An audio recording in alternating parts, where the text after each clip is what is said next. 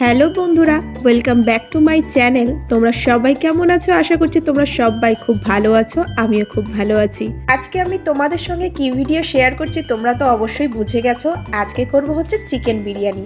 কয়েকদিন ধরেই ভাবছিলাম যে চিকেন বিরিয়ানিটা রান্না করব। এখন শীতকাল পড়েছে, চিকেন বিরিয়ানিটা খেতে কিন্তু দারুণ লাগে। তো আজকে সময় হলো, যার জন্য চিকেন বিরিয়ানিটা রান্না করছি।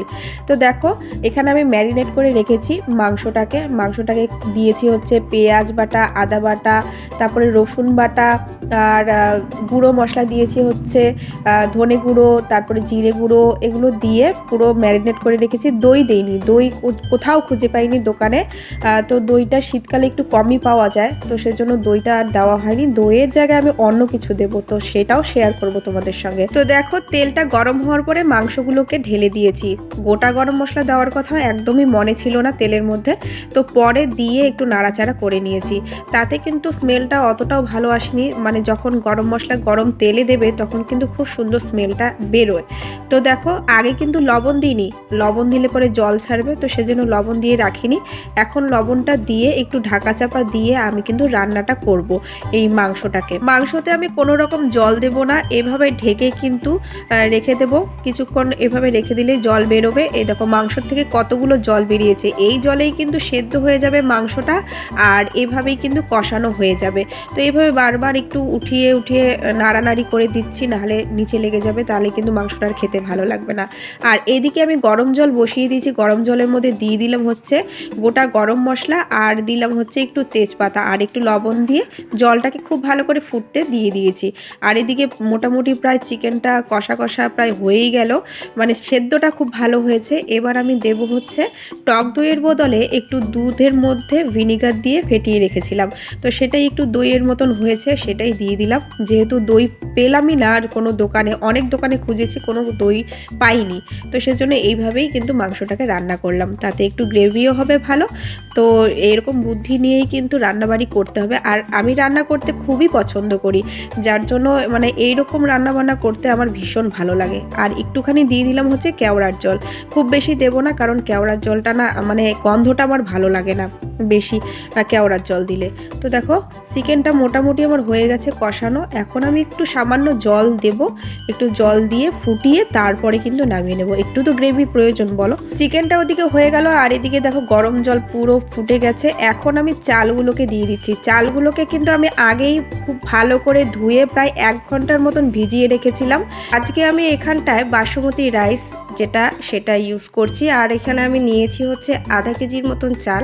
দেখো, জলটা আমার বেশি হয়ে গেছে, সেই জন্য একটু জল কমিয়ে নিলাম। আর জলটা একটু বেশি করেই দিতে হবে, কারণ নাহলে ভাতগুলো ম্যারম্যারে হয়ে যাবে। তো হাই ফ্লেমে ভাতটাকে হতে দিলাম। আর এখানটায় তেল গরম করে নেব হচ্ছে আলুটাকে ভাজা। তো লবণ আর হলুদ দিয়ে দিলাম, আলুটাকে ভালো করে ভেজে নেব। আলুটা আগেই সেদ্ধ করেছি, আলু আর ডিমটা ছুলে রেখেছি। আর এদিকে আলুটাকে খুব ভালো করে ভেজে নিলাম, একটু লাল লাল করেই ভাজলাম, নাহলে আলুর যে কাঁচা কাঁচা গন্ধটা সেটা থেকে যাবে। তো সেই জন্যই আলুটাকে খুব ভালো করে ভেজে নিলাম। এখন ভাজবো হচ্ছে বেরেস্তাটা। তো পেঁয়াজটাকে খুব ভালো করে কুচি করে নিয়েছি, এখানে 3টা পেঁয়াজ নিয়েছি। পেঁয়াজটাকে খুব ভালো করে ভেজে নেব লাল লাল করে। পেঁয়াজ আর আলুটাকে আগেই ভাজা দরকার ছিল এই মাংস করার আগে, তাহলে ওই তেলের মধ্যেই মাংসটা দিতে পারতাম। তো আমি একদমই ভুলে গেছিলাম, যার জন্য পরে ভেজে নিলাম মাংসটা করার পরে। তো এইদিকে আমার ভাতটা খুব ভালো কিন্তু সেদ্ধ হয়ে গেছে, মানে খুব বেশি সেদ্ধ করব না, 80% সেদ্ধ করে নেব, আর বাকিটা দমে দিয়ে দেবো। তো বাকিটা সেদ্ধ হয়ে যাবে দমে দিলে পরেই। তো দেখো, খুব ভালো করে বেরেস্তাটাও আমার ভাজা হয়ে গেল। এদিকে সব কিছুই আমার রেডি হয়ে গেছে। এখন শুধু আমি এখানটায় লেয়ার করব। তো দেখো, বাড়িতে বানানো ঘি, সেটা দিয়েই কিন্তু আজকে বিরিয়ানিটা করব। যেই হাঁড়িতে ভাত করেছিলাম সেই হাঁড়িতেই আমি ঘিটা খুব ভালো করে লাগিয়ে নিচ্ছি, সেখানেই আমি দমে দিয়ে দেবো। এই হাঁড়িতেই আমার এঁটে যাবে।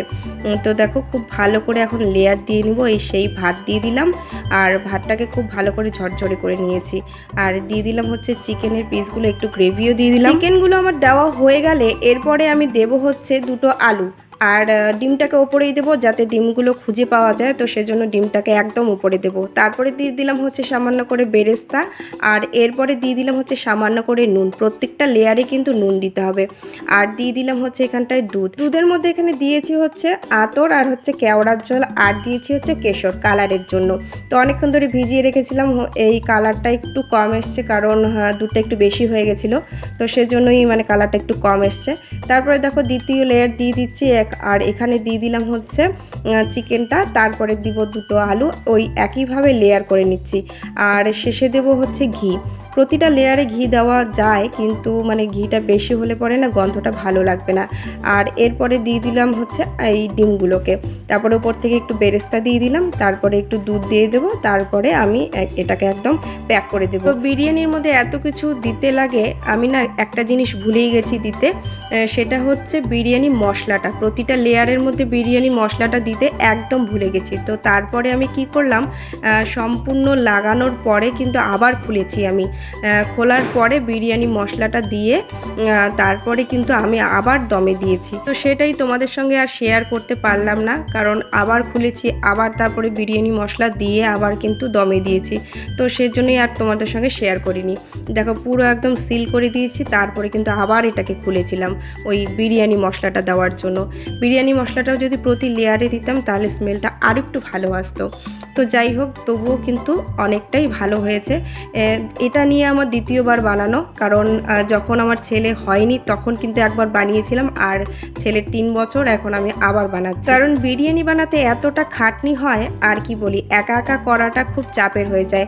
প্রতিটা জিনিস রেডি করো, তারপরে কিন্তু এই রান্নাটা করো। রান্নাও কিন্তু 2-3 বার, প্রথমে ভাত সেদ্ধ করো, বেরেস্তা বানাও, ডিম সেদ্ধ করো, সেগুলোকে ভাজো, মাংস রান্না করো, তারপরে এই লেয়ারটা করা, তো প্রচুর সময় লেগে যায়।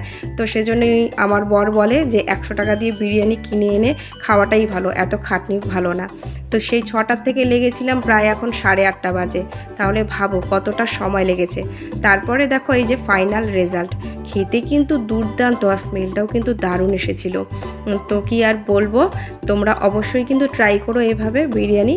আর যারা রান্না করতে ভালোবাসো, খেতে ভালোবাসো, তারা কিন্তু অবশ্যই কিন্তু এই রান্নাটা করো। তো আজকের ব্লগটা আমি এখানেই শেষ করছি। তো আজকের ব্লগে যদি কিছু ভালো লেগে থাকে অবশ্যই লাইক, শেয়ার, কমেন্ট আর সাবস্ক্রাইব করে দিও। আর তোমরা সবাই ভালো থেকো, সুস্থ থেকো। কালকে আবার দেখা হচ্ছে নতুন একটি ব্লগের সঙ্গে। টাটা।